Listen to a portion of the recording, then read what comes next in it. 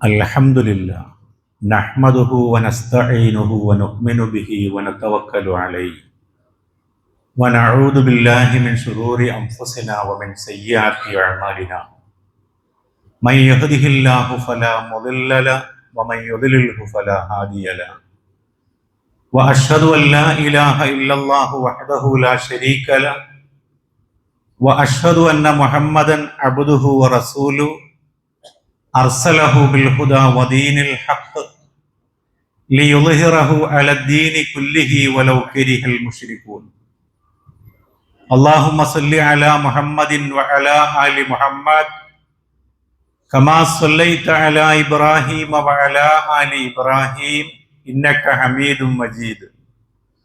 അല്ലാഹുമ്മ ബാരിക് അലാ മുഹമ്മദിൻ വഅലാ ആലി മുഹമ്മദ് കമാ ബാറക്ത അലാ ഇബ്രാഹീമ വഅലാ ആലി ഇബ്രാഹീം ഇന്നക ഹമീദും മജീദ്.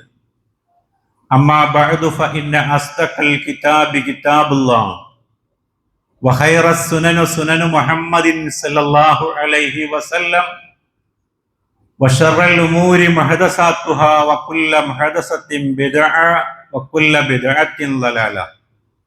യാ അയ്യുഹല്ലദീന ആമനൂ ഉസീകും അവ്വലം ബിതഖ്വല്ലാഹ്. അഊദു ബില്ലാഹി മിനശ് ശൈത്വാനിർ റജീം. ബിസ്മില്ലാഹിർ റഹ്മാനിർ റഹീം. ഇഖ്റഅ ബിസ്മി റബ്ബിക്കല്ലദീ ഖലഖ് ഖലഖൽ ഇൻസാന മിൻ അലഖ്. അള്ളാഹുവിൻ്റെ അടിമകളായ സഹോദരങ്ങൾ, അള്ളാഹുവിൻ്റെ വിധിവിലക്കുകൾ അനുസരിച്ച് ജീവിക്കാൻ എന്നെയും നിങ്ങളെയും ആദ്യമേ ഉണർത്തുകയാണ്, ഉപദേശിക്കുകയാണ്. അപ്രകാരം ജീവിച്ചു മരിക്കാൻ അള്ളാഹു നമ്മെ അനുഗ്രഹിക്കുമാറാകട്ടെ. മധ്യവേനൽ അവധി കഴിഞ്ഞ് നമ്മുടെ വിദ്യാലയങ്ങൾ തുറന്നു പ്രവർത്തിക്കുന്ന ഒരു സന്ദർഭത്തിലാണ് നമ്മൾ ഒരുമിച്ച് കൂടിയിട്ടുള്ളത്. ഭൗതിക വിദ്യാഭ്യാസം മൗലികമായ അവകാശമായി കാണുന്ന ഒരു കാലഘട്ടത്തിലൂടെയാണ് നമ്മൾ പോയിക്കൊണ്ടിരിക്കുന്നത്. എന്നാൽ സമകാലിക സമൂഹത്തിൽ അറിവ് കൊണ്ട് ലഭിക്കേണ്ടതായ ഗുണങ്ങൾ ഉണ്ടാകുന്നുണ്ടോ എന്നത് വളരെ കൂലങ്കഷമായി നമ്മൾ പരിശോധിക്കേണ്ട കാര്യമാണ്. മുൻ തലമുറയ്ക്ക് പുതിയ തലമുറകളെക്കാൾ ഒരുപാട് ഭൗതിക വിഭവങ്ങളുടെ കുറവുണ്ടായിരുന്നുവെങ്കിലും അറിവ് സമ്പാദിക്കാനുള്ള മേഖലകൾ തുച്ഛമായിരുന്നുവെങ്കിലും മൂല്യങ്ങൾ ഇതിനേക്കാൾ കൂടുതലായി ഉണ്ടായിരുന്നു എന്നുള്ളത് ഒരു നഗ്ന യാഥാർത്ഥ്യമാണ്. അറിവും അതിൻ്റെ പ്രാധാന്യവും അതോടൊപ്പം നമ്മൾ ആർജിച്ചെടുക്കേണ്ടുന്ന തിരിച്ചറിവുകളും മനസ്സിലാക്കുകയും അതനുസരിച്ച് പ്രവർത്തിക്കുകയും ചെയ്യുക എന്നത് വിശ്വാസികളായ ഓരോരുത്തരുടെയും ബാധ്യതയാണ്. ആമുഖമായി നമ്മൾ ഓതിവച്ച വചനം നമുക്കെല്ലാവർക്കും സുപരിചിതമായിട്ടുള്ള ഖുർആനിലെ 96-ാമത്തെ അധ്യായത്തിലെ 1-2 വചനങ്ങളാണ്. ആ വചനങ്ങൾ ഖുർആനിൻ്റെ ഒന്നാമത്തെ അവതരണമായിരുന്നു. ആ കൽപ്പനകളിലൂടെ എന്താണ് അള്ളാഹു ഉദ്ദേശിക്കുന്നത് എന്ന് നമുക്ക് വിശദീകരിക്കാവുന്നതാണ്. ഇഖ്റഅ ബിസ്മി റബ്ബിക്കല്ലദീ ഖലഖ്. സൃഷ്ടിച്ചവനായ നിന്റെ രക്ഷിതാവിൻ്റെ നാമത്തിൽ നീ വായിക്കുക. എഴുത്തും വായനയും അറിയാൻ പാടില്ലാത്തൊരു കാലഘട്ടത്തിൽ, ഒരു സമയത്ത് പ്രവാചകൻ സല്ലല്ലാഹു അലൈഹി വസല്ലമയോട് ഒന്നാമത്തെ അള്ളാഹുവിൻ്റെ കൽപ്പനയായി വന്നിട്ടുള്ളതാണ് ആ സൂക്തം. ഖലഖൽ ഇൻസാന മിൻ അലഖ്. മനുഷ്യനെ അള്ളാഹു ഭ്രൂണത്തിൽ നിന്ന് സൃഷ്ടിച്ചിരിക്കുന്നു എന്നതാണ്. അറിവിൻ്റെ പ്രാധാന്യമാണ് ഈ 2 ലളിതമായ സൂക്തങ്ങളിലൂടെ അള്ളാഹു വിവരിച്ചു കാണിക്കുന്നത്. എന്തുകൊണ്ടൊരു മതഗ്രന്ഥത്തിൽ മതപരമായ വ്യതിരിക്തതകളെ പരാമർശിക്കുന്നതിന് മുമ്പ്, അതല്ലെങ്കിൽ മതപരമായ അനുഷ്ഠാനങ്ങളെ പരാമർശിക്കുന്നതിന് മുമ്പ് ഇത്തരമൊരു കൽപ്പന വന്നു എന്നുള്ളത് പഴയ കാലഘട്ടത്തിൽ പോലും ഏറെ ചർച്ച ചെയ്യപ്പെട്ടു പോയിട്ടുള്ളൊരു വിഷയമാണ്.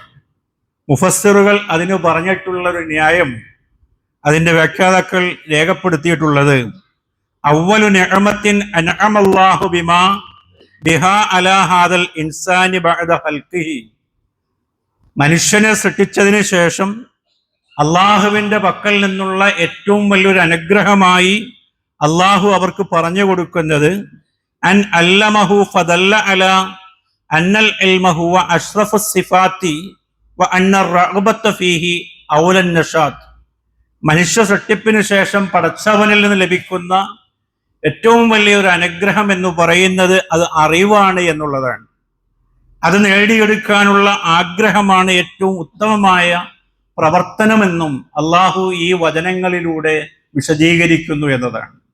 അപ്പൊ നമ്മുടെ ജീവിതത്തിൽ നമ്മൾ ചെയ്യുന്ന ഒരുപാട് പ്രവർത്തനങ്ങളുണ്ട്, തൊഴിലുകളുണ്ട്. അതിൽ നിന്നെല്ലാം ഏറ്റവും സവിശേഷമായിട്ടുള്ള ഒരു തൊഴിലും പ്രവർത്തനവും എന്ന് പറയുന്നത് അറിവ് സമ്പാദിക്കാനുള്ള മാർഗമാണ്.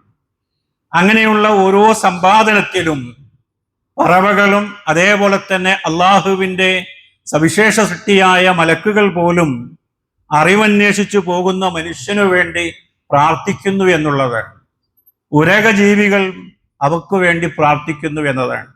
മറ്റൊരു തിരുവചനത്തിൽ പ്രവാചകൻ സല്ലല്ലാഹു അലൈഹി വസല്ലം പറയുന്നത് അറിവ് തേടി ഇറങ്ങിപ്പുറപ്പെട്ടവൻ ദൈവമാർഗത്തിലാണ് എന്നതാണ്. ഇതൊക്കെയും അതിൻ്റെ പ്രത്യേകതകളായി, പോരിഷകളായി, ഫലായിലുകളായി വായിച്ചെടുക്കാവുന്നതാണ്.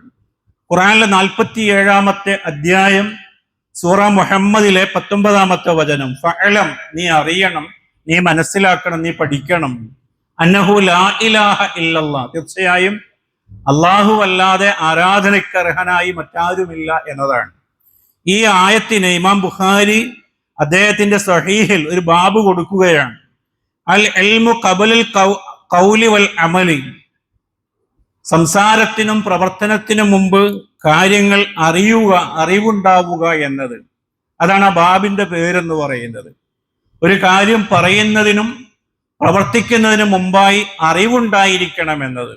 അതിന് അദ്ദേഹം കൊടുക്കുന്ന തെളിവാണ് ഖുർആനിലെ ഈ വചനം, ഫഅലം അന്നഹു ലാ ഇലാഹ ഇല്ലല്ലാഹ്, നീ അറിയണം, നീ പഠിക്കണം, മനസ്സിലാക്കണം, തീർച്ചയായും അല്ലാഹു അല്ലാതെ ആരാധനക്കർഹനായി മറ്റാരുമില്ല എന്നത്.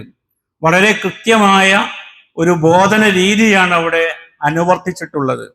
അറിവുള്ളവരും ഇല്ലാത്തവരും സമമാകുമോ എന്ന് ഖുർആനിന്റെ മറ്റൊരു ഭാഗത്ത് അല്ലാഹു ചോദിക്കുന്നുണ്ട്.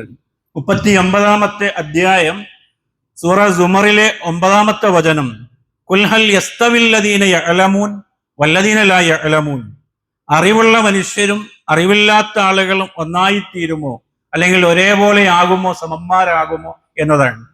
ഇമാം ഇബ്നു ഖയ്യിം അറിവിനെ സംബന്ധിച്ചുള്ള അദ്ദേഹത്തിന്റെ ഈ ആയത്തുകളുടെ വിശദീകരണത്തിൽ അദ്ദേഹം രേഖപ്പെടുത്തുന്നുണ്ട്, വക്കമാലുൽ ഹിക്മ, പൂർണ്ണമായ അറിവിന്റെ പൂർണ്ണത എന്ന് പറയുന്നത് തൻസീലുഹ മനാസിലുഹ വവളഅ കുല്ലു മിൻഹാ ഫീ മൗളിഇഹി, ഓരോ സംഗതിയെയും ശരിയായ സ്ഥാനങ്ങളിൽ നൽകുകയും അതിനെ അതിൻ്റെതായ സ്ഥാനത്ത് വയ്ക്കുകയും ചെയ്യുക എന്നതാണ്.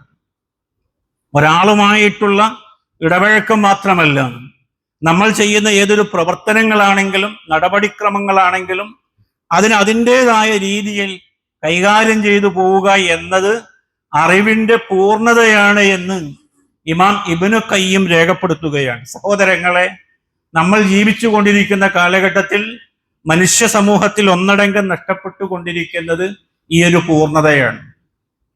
ആരും ചെല്ലുവിളിയില്ലാത്തവരായി വരുന്നു, അനുസരണമില്ലാത്തവരായി വരുന്നു, മാതാപിതാക്കളെ അനുസരിക്കാത്ത മക്കൾ, അതേപോലെ തന്നെ പഠിപ്പിക്കുന്ന ഗുരുനാഥന്മാരോട് ആദരവില്ലാത്തൊരു തലമുറ, മുതിർന്നവരെ ബഹുമാനിക്കാത്ത ആളുകൾ, തങ്ങളെക്കാൾ ചെറിയ ആളുകളോട് കാരുണ്യവും കരുതലുമില്ലാതെ പോകുന്ന മുതിർന്ന ആളുകളും, ഇങ്ങനെയൊക്കെയുള്ള ഒരു സാമൂഹ്യ ക്രമം നമ്മിൽ എങ്ങനെയാണ് രൂപപ്പെട്ടു വരുന്നത്? അറിവിനെ അതിൻ്റെതായ രീതിയിൽ മനസ്സിലാക്കാതെ പോകുന്നു എന്നതിൻ്റെ പരിണത ഫലമാണ് പറഞ്ഞത്. ഖുർആനിലെ 35-ാമത്തെ അധ്യായം സൂറ ഫാത്തിറിലെ 28-ാമത്തെ സൂക്തത്തിൽ അള്ളാഹു പറയുന്നുണ്ട്, ഇന്നമാ യഖ്ശല്ലാഹു മിൻ ഇബാദിഹിൽ ഉലമാ, അള്ളാഹുവിനെ യഥാർത്ഥത്തിൽ ഭയപ്പെടുന്ന ആളുകൾ തീർച്ചയായും അറിവുള്ളവരായിരിക്കും.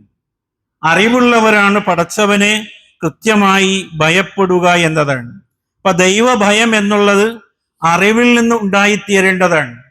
പടച്ചവനെ ഏതെങ്കിലും ഒരു നിലക്കുള്ള ഒരു ഭീതിയല്ല, കൃത്യമായി അള്ളാഹുവിനെ മനസ്സിലാക്കിക്കൊണ്ട് തന്നെ അള്ളാഹുവിനെ ഭയപ്പെടാൻ സാധിക്കണം എന്നതാണ്. ഇസ്ലാമികമായ വായനയിൽ പഠനത്തിൽ നമ്മൾ മനസ്സിലാക്കുന്നത് ഈ മതം എത്ര കണ്ട് അറിവിനെ പ്രോത്സാഹിപ്പിച്ചു. ബദർ യുദ്ധത്തിൽ 70ഓളം ബന്ദികളെ പിടിക്കുന്നുണ്ട് മുസ്ലിങ്ങൾ.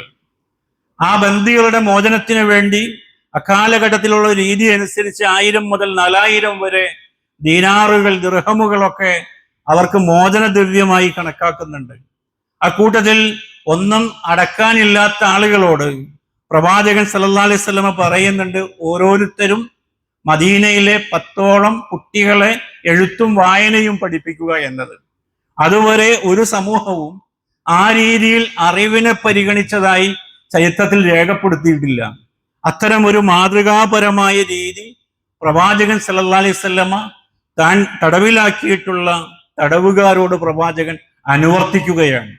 പീഡനമല്ല, കൊണ്ടനമ പോലെയുള്ള തടവറകളിൽ നടക്കുന്ന അതിക്രൂരമായ മനുഷ്യഹത്യകൾ, മനുഷ്യാവകാശ ലംഘനങ്ങളൊക്കെ ഇക്കാലത്ത് ഏറെ ചർച്ച ചെയ്യപ്പെടുകയും വായിക്കപ്പെടുകയും ചെയ്യുമ്പോൾ 6ാം നൂറ്റാണ്ടിൽ തടവുകാരായ ആളുകളോട് ഇസ്ലാം അനുവർത്തിച്ചിട്ടുള്ള ഏറ്റവും മാന്യമായ ഒരു നടപടിക്രമത്തെ നമ്മൾ പരിചയപ്പെടുകയാണ്.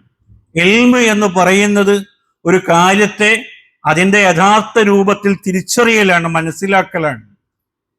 എന്താണ് നമ്മുടെ അറിവുകൾക്ക് സംഭവിച്ചു പോയിട്ടുള്ളത് എന്നത് കൃത്യമായി ഓരോരുത്തരും അന്വേഷിക്കേണ്ടതുണ്ട്.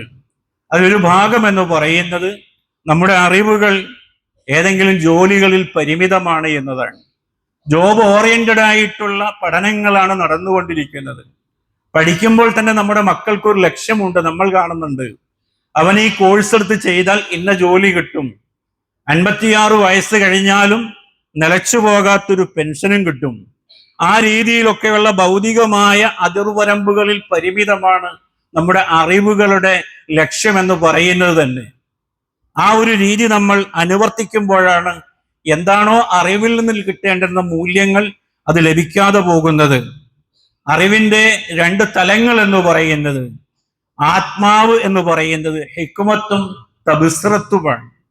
ഖുർആനിലെ 2ാമത്തെ അധ്യായം സൂറ ബഖറയിലെ 269 വചനത്തിൽ അള്ളാഹു പറയുന്നുണ്ട്, യുഅ്തിൽ ഹിക്മത മൻ യശാ, അള്ളാഹു അവൻ ഉദ്ദേശിക്കുന്ന ആളുകൾക്കാണ് യഥാർത്ഥ ജ്ഞാനം നൽകുക. വമൻ യുഅ്തൽ ഹിക്മത ഫഖദ് ഊതിയ ഖൈറൻ കസീറ, ആർക്കാണോ ഈ യഥാർത്ഥ ജ്ഞാനം ലഭിക്കുന്നത് അതുവഴിയായി ധാരാളം നേട്ടമാണ് അവൻ അള്ളാഹു നൽകുക എന്നത്. അപ്പൊ യഥാർത്ഥമായ അറിവ് എന്ന് പറയുന്നത്, അറിവിന്റെ ആത്മാവ് എന്ന് പറയുന്നത് ഈ ഒരു തലമാണ്. ആ തലത്തെ സ്പർശിക്കപ്പെടാതെ, അത് മനസ്സിലാക്കാതെ പോകുന്ന ഒരു അവസ്ഥ നമുക്ക് ഉണ്ടായിക്കൂടാ എന്നതാണ്. നോക്കൂ നിങ്ങൾ, നമ്മൾ പഠിക്കുന്നുണ്ട് ജലം എന്ന് പറയുന്നത് 2 ഹൈഡ്രജനും 1 ഓക്സിജനുമാണ് എന്ന്. അതൊരു അറിവാണ്, ഒരു ഇൻഫർമേഷനാണ്. എന്നാൽ ആ അറിവിനെ എത്ര കണ്ട് പ്രായോഗിക തലത്തിൽ നമ്മൾ കൊണ്ടുവരുന്നു? അവിടെയാണ് ഇസ്ലാമികമായ അല്ലെങ്കിൽ മതപരമായ ആത്മീയമായ പഠനങ്ങളുടെ പ്രാമുഖ്യം എന്ന് നമ്മൾ മനസ്സിലാക്കേണ്ടത്. ഈ ജലം ദാഹിക്കുന്ന ഒരുവന് കൊടുക്കുക വഴിയായി മഹത്തായൊരു പ്രതിഫലം ലഭിക്കാനുണ്ട് എന്നുള്ളൊരു ബോധമില്ലാതെ കേവലം ജലത്തിന്റെ രാസവാക്യങ്ങളോ രാസസൂത്രങ്ങളോ അതല്ലെങ്കിൽ അതിന് രാസനാമങ്ങളോ പഠിച്ചതുകൊണ്ട് എന്തു ഫലമാണുള്ളത്? ആ രീതിയിൽ കാര്യങ്ങളെ പ്രായോഗിക തലത്തിലേക്ക് കൊണ്ടുപോകാൻ കഴിയേണ്ടതുണ്ട്. അല്ലാഹുവിന്റെ റസൂൽ സല്ലല്ലാഹു അലൈഹി വസല്ലമ പറഞ്ഞതായി ബുഖാരി ഉദ്ധരിക്കുന്ന ഹദീസിലുണ്ട്. എന്താണ് ആ സംഭവം? നിങ്ങളുടെ പൂർവികരിൽപ്പെട്ട ഒരാള് ദീർഘമായ യാത്രയിൽ വല്ലാതെ ദാഹിച്ചു വലയുകയും അദ്ദേഹം ഒരു കിണറിന്റെ അരികിൽ വന്ന് ആ കിണറിൽ നിന്ന് വെള്ളം കോരി തന്റെ ദാഹം തീർക്കുകയും ചെയ്തു. അങ്ങനെ അദ്ദേഹം പുറത്തു വരുമ്പോൾ കാണുന്നത് വല്ലാതെ ദാഹം കൊണ്ട് പ്രയാസപ്പെടുന്ന ഒരു നായയാണ്. ആ നായ തന്റെ നാവ് കൊണ്ട് മണ്ണ് കപ്പുന്നത് അയാൾ കാണുന്നുണ്ട്. തനിക്ക് മുമ്പുണ്ടായ അവസ്ഥയാണ് ഈ നായക്കും ഉള്ളത് എന്ന് മനസ്സിലാക്കിയ പൂർവികൻ തന്റെ ഷൂവിൽ വെള്ളം എടുത്തുകൊണ്ട് ആ നായയുടെ വായിൽ ഒഴിച്ചു കൊടുക്കുകയുണ്ടായി എന്ന് ആദരവായ റസൂൽ സല്ലല്ലാഹു അലൈഹി വസല്ലമ തന്റെ അനുചരരെ പഠിപ്പിക്കുകയാണ്. അവിടെ കൊണ്ട് അവസാനിക്കുകയല്ല, ആ സൽപ്രവൃത്തിയുടെ പേരിൽ അള്ളാഹു അദ്ദേഹത്തിന് സ്വർഗം നൽകി എന്നതാണ്. എന്നാലോചിച്ചു നോക്കൂ, സ്വർഗം കിട്ടാൻ മാത്രമുള്ള ഒരു വലിയ പ്രവർത്തനമാണ് ദാഹിച്ചു വലഞ്ഞു വരുന്ന ജീവികൾക്ക് പോലും ദാഹജലം കൊടുക്കുക എന്ന അറിവ് എന്ന് പറയുന്നത് അറിവിന്റെ പ്രായോഗിക തലമാണ്. ഇത് എന്താണ് എന്ന് മനസ്സിലാക്കുന്നതിനേക്കാൾ ഇതെങ്ങനെയാണ് ഉപയോഗിക്കേണ്ടത് എന്നുള്ള കൃത്യമായ ഭാഗമാണ് അവിടെ പറഞ്ഞു പോയിട്ടുള്ളത്. അതേപോലെ തന്നെ പുതിയ കാലഘട്ടത്തിൽ നമ്മൾ മനസ്സിലാക്കേണ്ട ഒരു സംഗതി എന്ന് പറയുന്നത് മിതത്വം പാലിക്കലും അമിതത്വവും അശ്രദ്ധയും ഒഴിവാക്കുക എന്നതുകൂടിയാണ് അറിവിന്റെ സത്ത എന്ന് പറയുന്നത്. ഈ സംഗതികൾ സമൂഹത്തിൽ നഷ്ടമായി കൊണ്ടിരിക്കുന്നു. ഏതും വളരെ ധാരാളിത്തമായി, വളരെ ധൂർത്തും ആഡംബരത്തോടും കൂടിയാണ് എല്ലാ ആളുകളും പുതിയ കാലഘട്ടത്തിൽ ജീവിച്ചു കൊണ്ടിരിക്കുന്നത്. ഒരു കാര്യത്തിലും കൃത്യമായ ശ്രദ്ധയില്ലാത്തവരായി പുതിയ സമൂഹം രൂപാന്തരപ്പെട്ടുകൊണ്ടിരിക്കുകയാണ്. പല പ്രശ്നങ്ങളുടെയും പിന്നിലേക്ക് നമ്മൾ പരിധി നോക്കുമ്പോൾ ചില കിംവദന്തികളാണ് എന്ന് നമുക്ക് കാണാൻ കഴിയും. ഏതെങ്കിലും ഒരു വാക്ക് കേട്ടതിൻ്റെ പേരിൽ അല്ലെങ്കിൽ ഏതെങ്കിലും ഒരു സംഭവത്തിന്റെ പേരിൽ പെട്ടെന്ന് ആ വിഷയത്തിൽ വല്ലാതെ ഇറങ്ങിപ്പുറപ്പെടുന്ന അല്ലെങ്കിൽ എന്തിനും തയ്യാറാകുന്ന ഒരു സമൂഹം രൂപാന്തരപ്പെട്ടു വരുന്നു എന്നുള്ളതാണ്. അത് കലാപമായി, വർഗീയ കലാപങ്ങളായി, സംഘർഷങ്ങളായിട്ടൊക്കെ സമൂഹത്തിന്റെ സ്വാസ്ഥ്യം കെടുത്തുകൊണ്ടിരിക്കുകയാണ്. വിശ്വാസികളെ സംബന്ധിച്ചിടത്തോളം അല്ലെങ്കിൽ യഥാർത്ഥ അറിവിനെ സംബന്ധിച്ചിടത്തോളം, അറിവ് കരസ്ഥമാക്കിയ ആളുകളെ സംബന്ധിച്ചിടത്തോളം ഖുർആനിലെ 4-ാമത്തെ അധ്യായം സൂറ നിസായിലെ 83-ാമത്തെ വചനത്തിൽ പറയുകയാണ്, ഒരു യുദ്ധവാർത്തയോ സമാനമായി ഭീതിപ്പെടുത്തുന്ന മറ്റേതെങ്കിലും കാര്യങ്ങളോ കേൾക്കുകയാണ് എങ്കിൽ ആ കേട്ടതിന്റെ അടിസ്ഥാനത്തിൽ അവർ ഇറങ്ങിപ്പുറപ്പെടുകയാണ്. അതിനെ ഇസ്ലാം തിരുത്തുകയാണ്. വലൗ റുദ്ദൂഹു ഇല റസൂൽ, ആ വാർത്തയെ അവർ അള്ളാഹുവിന്റെ റസൂലിലേക്ക് മടക്കിയിരുന്നുവെങ്കിൽ വ ഇലാ ഉലിൽ അംരി മിൻഹും ലഅലിമഹു അല്ലദീന യസ്തംബിത്തൂനഹു, കാര്യങ്ങളെ വ്യവച്ഛേദിച്ചു മനസ്സിലാക്കാൻ, നിരീക്ഷിച്ചു മനസ്സിലാക്കാൻ പറ്റിയ അവരിലെ കൈകാര്യകർത്താക്കളിലേക്ക് ആ കാര്യം അവർ മടക്കിയിരുന്നുവെങ്കിൽ വലൗലാ ഫദ്ലുല്ലാഹി, അതായിരുന്നു അവർക്ക് ഏറ്റവും നല്ലത്. വലൗലാ ഫദ്ലുല്ലാഹി അലൈക്കും വറഹ്മ, അള്ളാഹുവിന്റെ പക്കൽ നിന്നുള്ള കാരുണ്യവും അനുഗ്രഹവും ഇല്ലായിരുന്നുവെങ്കിൽ ലത്തബഅതുമുശ് ശൈത്താനു ഇല്ലാ ഖലീൽ, വളരെ കുറച്ച് ആൾക്കാരൊഴിച്ച് ബാക്കിയുള്ളവരൊക്കെ പിശാചിന്റെ കൂടെ കൂടുമായിരുന്നു എന്ന് പറയാം. അപ്പൊ ഒരു വിഷയത്തെ കേൾക്കുമ്പോൾ അതിന്റെ പ്രത്യക്ഷമായ അവസ്ഥയിൽ നിന്ന് അതിന്റെ പിന്നിലുള്ള കാര്യങ്ങൾ മനസ്സിലാക്കാൻ കഴിയണം. നമ്മുടെ കാഴ്ചയും കേൾവിയും നമ്മുടെ മറ്റേ മനനശേഷികളുമൊക്കെയും മൃഗയ ഉള്ള മനനശേഷിയാകാൻ പാടില്ല. മൃഗങ്ങൾ ഒന്ന് കേൾക്കുന്നതിൽ നിന്നും കാഴ്ചപ്പാടുകൾ ഉണ്ടാക്കാൻ അവർക്ക് സാധ്യമല്ല എന്നതുപോലെ നമ്മുടെ നിരീക്ഷണങ്ങളാകാൻ പാടില്ല. ഏതൊരു സംഗതി കേൾക്കുമ്പോഴും അതിന്റെ പിന്നിലുള്ള ഉദ്ദേശത്തെയും അതിന്റെ പരിണിത ഫലത്തെയും കൃത്യമായി അറിയാൻ അറിവുള്ളവർക്ക് സാധിക്കണം എന്നുള്ളതാണ്. ഒരു വിശ്വാസി അങ്ങനെ ആകണമെന്ന് പറയാം. പ്രവാചകൻ സല്ലല്ലാഹു അലൈഹി വസല്ലമയിൽ നിന്ന് വന്നിട്ടുള്ള ഒരു പ്രാർത്ഥന ഇമാം തുർമുദി രേഖപ്പെടുത്തിയത് ഇങ്ങനെയാണ്: അല്ലാഹുമ്മ ഇന്നി അഊദു ബിക മിൻ ഖൽബിൻ ലാ യഖ്ശ, അല്ലാഹുവേ ഭയമില്ലാത്ത ഹൃദയത്തിൽ നിന്ന് ഞാൻ നിന്നോട് രക്ഷ തേടുകയാണ്. പടച്ചവനെ പറ്റി പേടിയില്ലാത്ത, ഒന്നിനെയും വിലവയ്ക്കാത്ത ആ രീതിയിലുള്ള ഒരു മനസ്സുമായി അല്ലെങ്കിൽ ഒരു ഹൃദയവുമായി ജീവിക്കുന്നതിൽ നിന്ന് അള്ളാഹുവിനോട് പ്രവാചകൻ രക്ഷ തേടിയിരുന്നു എന്നതാണ്. വനിദാഇൻ ലാ യസ്മഅ, കേൾക്കാത്ത വിളികൾ, പ്രതികരണമില്ലാത്ത കേവലം വെറും ഒരു ഒച്ചപ്പാട് മാത്രമായി പോകുന്ന വിളികളിൽ നിന്ന് അള്ളാഹുവെ ഞാൻ നിന്നോട് രക്ഷ തേടുന്നു.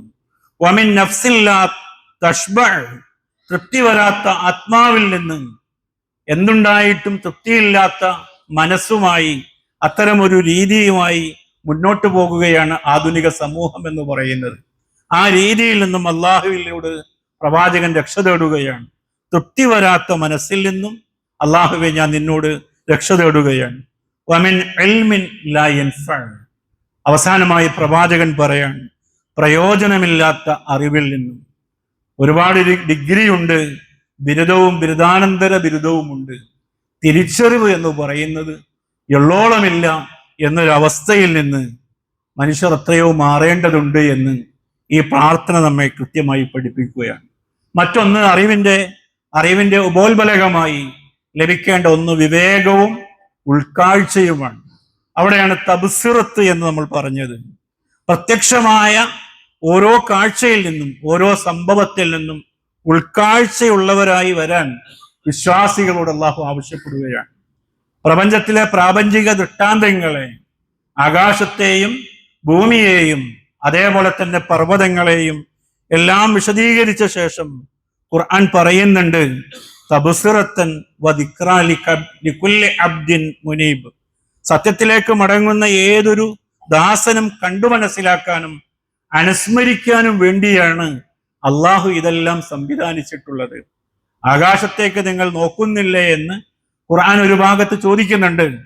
ആ നോട്ടം അല്ലെങ്കിൽ ആ ഒരു അന്വേഷണം കേവലം മൃഗങ്ങൾ നോക്കുന്നത് പോലെ ആകാൻ പാടില്ല. ഈ അന്വേഷണവും പഠനവും ഒക്കെ ഏറ്റവും മഹാനായ അള്ളാഹുവിലേക്ക് എത്തിച്ചേരുന്നതിനുള്ള ദൃഷ്ടാന്തങ്ങളായി പരിണമിക്കേണ്ടതുണ്ട്. ആ നിലയിൽ ഉൾക്കാഴ്ചയുള്ളവരാകണമെന്ന് ഖുർആൻ അടിക്കടി പറയുന്നുണ്ട്. യൂസുഫ് നബി അലൈഹിസ്സലാം തന്റെ പ്രബോധന മധ്യേ തന്റെ പ്രബോധിതരായ ആളുകളോട് അദ്ദേഹം പറയുന്നുണ്ട്, കുൽ ഹാദിഹി സബീലി, ഇതാണ് എന്റെ മാർഗം എന്ന് പറയുന്നത്. അദ്ഉ ഇലല്ലാഹ്, അള്ളാഹുവിലേക്ക് ഞാൻ നിങ്ങളെ ക്ഷണിക്കുകയാണ്. അലാ ബസീറത്തിൻ, ദൃഢബോധ്യമുള്ളവരായി ഉൾക്കാഴ്ചയുള്ളവനായിക്കൊണ്ടാണ് ഞാൻ നിങ്ങളെ ക്ഷണിക്കുന്നത്. എനിക്ക് പോലും കൃത്യമായിട്ട് അറിയാൻ പാടില്ലാത്ത ഒരു കാര്യത്തിലേക്കല്ല ഞാൻ നിങ്ങളെ ക്ഷണിക്കുന്നത്. എനിക്ക് കൃത്യമായി അറിയാവുന്ന, എനിക്ക് ഉൾക്കാഴ്ചയുള്ള, ദൃഢബോധ്യമുള്ള ഒരു കാര്യത്തിലേക്കാണ് ഞാൻ നിങ്ങളെ ക്ഷണിക്കുന്നത്. അനവ മനിത്തബഴനി, അതേപോലെ എന്നെ പിൻപറ്റിയ ആളുകളും അപ്രകാരം തന്നെയാണ്. ആ രീതിയിൽ അറിവിനെയും അറിവിലൂടെ ഉണ്ടാകേണ്ടുന്ന തിരിച്ചറിവുകളെ സംബന്ധിച്ചും കൃത്യമായി ബോധ്യമുള്ളവരായി തീരാൻ ഞാനും നിങ്ങളും പരിശ്രമിക്കേണ്ടതുണ്ട്. അറിവ് നേടൽ എന്നുള്ളത് ഇസ്ലാമിൽ ഏറെ പ്രാധാന്യമുള്ളതാണ്. അതനുസരിച്ച് നേടിയ അറിവുകൾക്കനുസരിച്ച് കൊണ്ട് ജീവിതത്തെ ചിട്ടപ്പെടുത്തുക എന്നത് അതിനേക്കാളും പ്രാധാന്യമുള്ള കാര്യമാണ്. അറിവുകളെ വിവേകത്തോടും ദൃഢബോധ്യത്തോടും ഉൾക്കൊള്ളുക എന്നതാണ് ഒരു മുസ്ലിമിനെ സംബന്ധിച്ചിടത്തോളമുള്ള ഏറ്റവും പ്രധാനമായ കൽപ്പനയും അള്ളാഹുവിങ്കിൽ നിന്നുള്ള നിർദ്ദേശവും എന്ന് തിരിച്ചറിയാൻ ഞാനും നിങ്ങളും പരിശ്രമിക്കണം. അള്ളാഹു അതിന് നമ്മെ അനുഗ്രഹിക്കുമാറാകട്ടെ.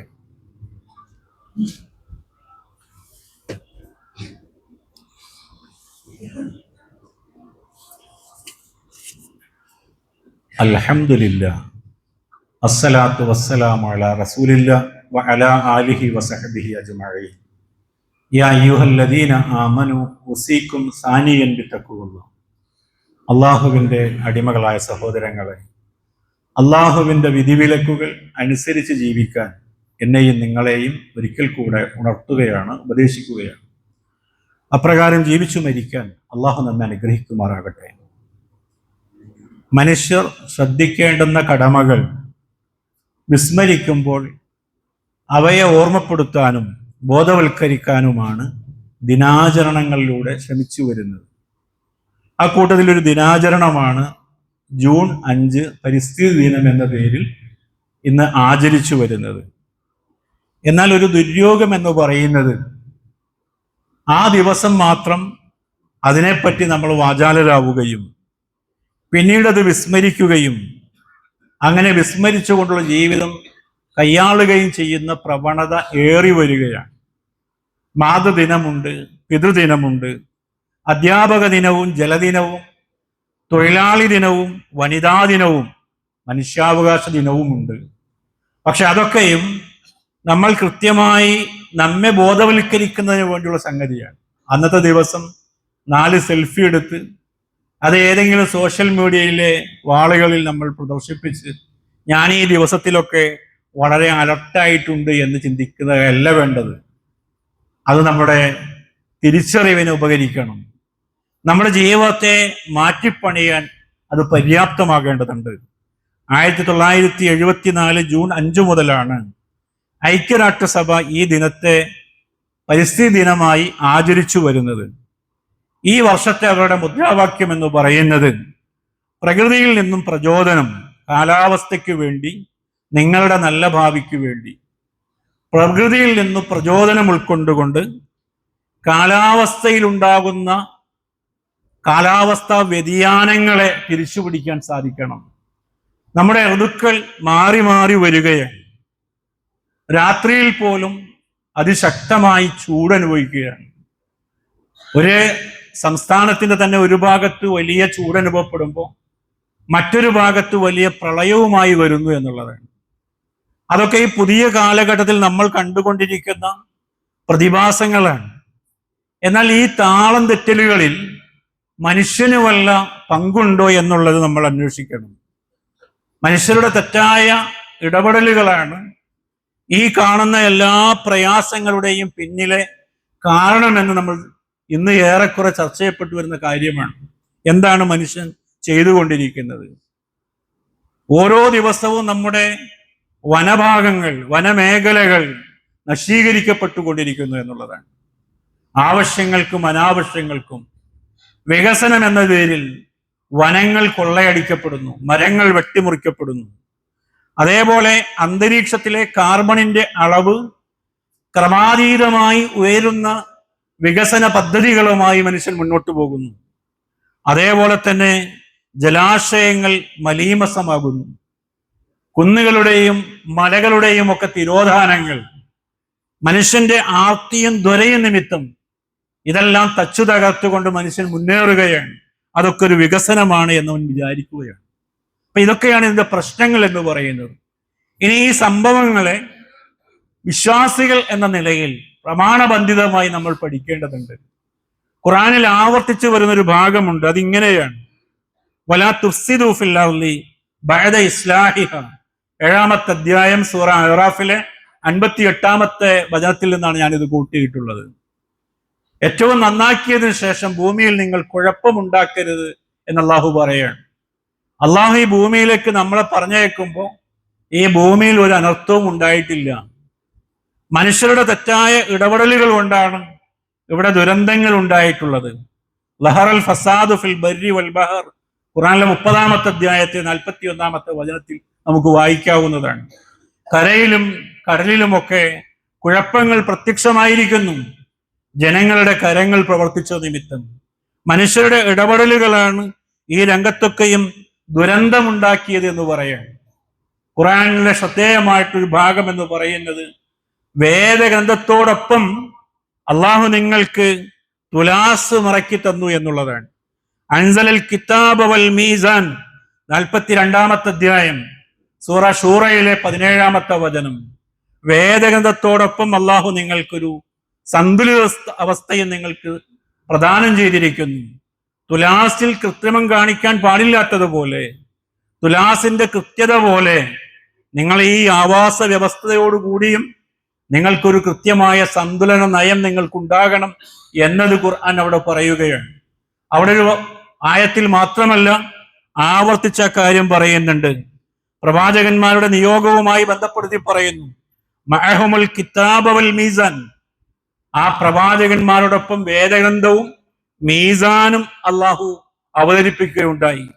ഖുർആനിലെ 55-ാമത്തെ അധ്യായം സൂറ റഹ്മാനിലെ 8-ാമത്തെ വചനം, അല്ലാ തത്വഹു ഫിൽ മീസാൻ, മീസാനിൽ നിങ്ങൾ ഒരിക്കലും അതിക്രമം കാണിക്കരുത് എന്ന് പറയുന്നുണ്ട്. അതൊക്കെയും മനുഷ്യർ ജീവിതത്തിൽ കൈയാളേണ്ടുന്ന കൃത്യമായ നടപടിക്രമങ്ങളിലേക്കുള്ള കൃത്യമായ അള്ളാഹുവിന്റെ സൂചനകളാണ്. വിശ്വാസികൾ എന്ന നിലയിൽ പുതിയ കാലഘട്ടത്തിൽ നമ്മൾ കണ്ടുകൊണ്ടിരിക്കുന്നത് ഭൗതികതയോടുള്ള ആർത്തിയാണ്. ഒരു മനുഷ്യന് എത്ര കിട്ടിയാലും മതിവരാത്തവനായി അവൻ മാറിപ്പോവുകയാണ്. ആദമിന്റെ പുത്രന്റെ അവസ്ഥയെ പ്രവാചകൻ സല്ലല്ലാഹു അലൈഹി വസല്ലം പരിതപിക്കുന്നുണ്ട്. സ്വർണത്തിന്റെ ഒരു താഴ്വര ഉണ്ടായാൽ അവൻ രണ്ടാമതൊരു താഴ്വര കൂടി ആഗ്രഹിക്കുകയാണ്. ഒരു താഴ്വര നിറയെ സ്വർണമുണ്ടായിട്ടും അത് മതിയാകാതെ ഇനി ഒന്നുകൂടി ഉണ്ടായിരുന്നെങ്കിൽ എന്നയാൾ ഇങ്ങനെ ആഗ്രഹിക്കും എന്ന് പറയാം. പ്രവാചകൻ ആ വചനം അവസാനിപ്പിക്കുന്നത്, അവന്റെ ആഗ്രഹം അവസാനിക്കൽ അവന്റെ വായിൽ മണ്ണ് നിറയുമ്പോഴാണ് എന്നതാണ്. മരണം വരെയും, മരിച്ച് കബറിൽ വയ്ക്കുന്നത് വരെയും ആർത്തിപ്പണ്ടാരങ്ങളായി മനുഷ്യർ മാറാൻ പാടില്ല എന്നതിൻ്റെ കൃത്യമായ സൂചനയാണ് പറഞ്ഞത്. നമുക്കും നമ്മുടെ അടുത്ത തലമുറയ്ക്കും അല്ലെങ്കിൽ വരാനിരിക്കുന്ന എല്ലാ തലമുറകൾക്കും ജീവിച്ചു പോകേണ്ടതാണ് ഈ ആവാസ വ്യവസ്ഥയും ഈ ഭൂമിയിലെ എല്ലാ സംവിധാനങ്ങളും. അത് എന്റേതാണ് എന്ന സ്വാർത്ഥതയോടുകൂടി ഏതെങ്കിലും ചില ഭാഗങ്ങൾ നമ്മൾ ആധാരം ചെയ്ത് വാങ്ങിയിട്ടുണ്ട് എന്നതിൻ്റെ പേരിൽ യാതൊരു തത്വദീക്ഷയുമില്ലാത്ത, അല്ലെങ്കിൽ എല്ലാ നടപടിക്രമങ്ങളെയും കാറ്റിൽ പറത്തിക്കൊണ്ട് ചൂഷണ മനോഭാവത്തോടുകൂടി പ്രകൃതി വിഭവങ്ങളിലേക്ക് ഇറങ്ങി പുറപ്പെടരുത് എന്നതാണ് കൃത്യമായ സൂചന. നമ്മുടെ മക്കൾക്കിന്ന് സ്കൂളുകളിൽ നിന്നും വൃക്ഷത്തൈകൾ കിട്ടും. പലപ്പോഴും പല വീടുകളുടെയും ഉമ്മറത്തിരുന്നു കൊണ്ട് തന്നെ അതിങ്ങനെ ഉണങ്ങിപ്പോകുന്ന ഒരു അവസ്ഥയാണ് കണ്ടുവരുന്നത്. ആ ഒരു സമീപനം പാടില്ല എന്നതാണ്. അന്ത്യനാള് അടുത്തു വന്നാൽ പോലും, ലോകത്തിന്റെ അവസാനം അറിയിച്ചുകൊണ്ടുള്ള സൂര്യൻ പടിഞ്ഞാറ് നിന്നും ഉദിക്കുന്നതായി കണ്ടാൽ പോലും കയ്യിലുള്ള വൃക്ഷത്തൈ നടാതെ പോകരുത് എന്ന് പ്രവാചകൻ സല്ലല്ലാഹു അലൈഹി വസല്ലം പറയുന്നുണ്ട് എങ്കിൽ അതിന്റെ ഗൗരവമാണ് പറയുന്നത്. ആ രീതിയിൽ പോലും അതിനോടൊരു വരും തലമുറയോടുള്ള ഒരു കരുതലിന്റെ ഭാഗമായി അത് കൃത്യമായി ചെയ്യേണ്ടുന്ന കർമ്മം ചെയ്യണമെന്നതാണ്. ആ രീതിയിൽ നമ്മൾ ജീവിക്കുന്ന കാലഘട്ടത്തോടും ജീവിക്കുന്ന സാഹചര്യങ്ങളിലെ മറ്റ് ജന്തുജാലങ്ങളോടും സർവോപരി മനുഷ്യരോടുമൊക്കെയുള്ള കടമയുടെ ഭാഗമാണ് പ്രകൃതിയോട് ഉള്ള കൃത്യമായ ഇടപെടൽ. ആ രീതിയിൽ ചൂഷണമുക്തമായിട്ടുള്ള, ആർത്തിക്ക് അതീതമായിട്ടുള്ള ഒരു സമീപനം സ്വീകരിക്കാൻ ഞാനും നിങ്ങളും തയ്യാറാവുക. അള്ളാഹു അതിന് നമ്മെ അനുഗ്രഹിക്കുമാറാകട്ടെ. നമ്മൾ ഈ പള്ളിയിൽ ഒരുമിച്ച് കൂടിയതുപോലെ ജന്നാത്തുൽ ഫിർദൗസിൽ നമ്മെയും നമ്മുടെ മാതാപിതാക്കളെയും ഇണകളെയും സന്താനങ്ങളെയും മുഴുവൻ സത്യവിശ്വാസികളെയും അള്ളാഹു ഒരുമിച്ച് കൂട്ടി അനുഗ്രഹിക്കുമാറാകട്ടെ. നമ്മുടെ കൂട്ടത്തിൽ രോഗങ്ങൾ കൊണ്ട് പ്രയാസങ്ങൾ അനുഭവിക്കുന്ന ആളുകൾക്ക് അള്ളാഹു ആഫിയത്തും ആരോഗ്യവും പ്രദാനം ചെയ്യുമാറാകട്ടെ. നമ്മിൽ നിന്നും മരിച്ചു വേർതിരിഞ്ഞു പോയ മാതാപിതാക്കൾ, ബന്ധുജനങ്ങൾ, ഗുരുനാഥന്മാർ, വേണ്ടപ്പെട്ട എല്ലാവർക്കും അള്ളാഹു മഗ്ഫിറത്തും മർഹമത്തും നൽകി അനുഗ്രഹിക്കുമാറാകട്ടെ. അവരെയും നമ്മളെയും അള്ളാഹു അവന്റെ ജന്നാത്തുൽ ഫിർദൗസിൽ ഒരുമിച്ച് ചേർക്കുമാറാകട്ടെ. അല്ലാഹുമ്മ ഗഫിർ ലിൽ മുഅ്മിനീന വൽ മുഅ്മിനാത്ത് വൽ മുസ്ലിമീന വൽ മുസ്ലിമാത്ത് ഇന്നക മുജീബുദ് ദഅവാത്ത് വയാ ഖാദിയൽ ഹാജാത്ത്. അല്ലാഹുമ്മ അജ്റിനാ മിനൻ നാർ, അല്ലാഹുമ്മ അജ്റിനാ മിനൻ നാർ, അല്ലാഹുമ്മ അജ്റിനാ മിനൻ നാർ. اللهم أعز الإسلام والمسلمين وأذل الشرك والمشركين. اللهم أعز الإسلام والمسلمين وأذل الشرك والمشركين. ربنا آتنا في الدنيا حسنة وفي الآخرة حسنة وقنا عذاب النار. صلى الله على نبينا محمد وعلى آله وأصحابه الأخيار وسلم تسليما كثيرا وآخر دعوانا أن الحمد لله رب العالمين.